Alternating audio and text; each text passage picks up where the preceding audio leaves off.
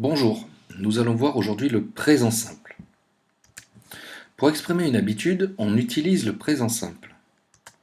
Exemple, I wake up at 7 o'clock.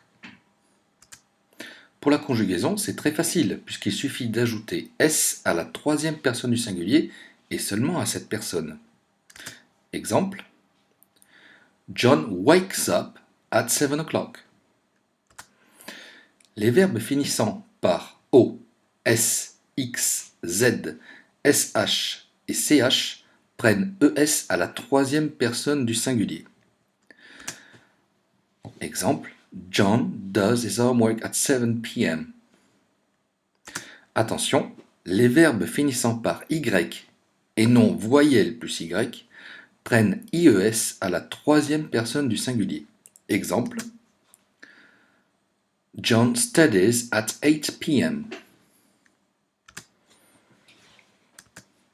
Lorsque l'on exprime une habitude, on utilise le présent simple, mais aussi des adverbes de fréquence. Voici une liste d'adverbes de fréquence très utilisés, du plus négatif au plus positif, c'est-à-dire de jamais à toujours. Les adverbes de fréquence se placent toujours avant le verbe et toujours après be. Exemple, I often wake up at 7 o'clock. I am never late. Pour exprimer un goût, on utilise aussi le présent simple. Voici les verbes de goût. Pour exprimer ce que l'on aime, nous avons like, enjoy. À un degré supérieur, nous avons love. Et à un degré encore supérieur, nous avons be fond of. Pour exprimer ce que l'on n'aime pas, nous avons dislike. À un degré supérieur, nous avons hate. Et à un degré encore supérieur, nous avons can't stand. Pour exprimer ce qui nous est égal, nous utilisons don't ou doesn't care about. Ces verbes de goût peuvent être suivis d'un nom ou d'un verbe. À ce moment-là, ce verbe prendra la forme en ing. Exemple, I am fond of English.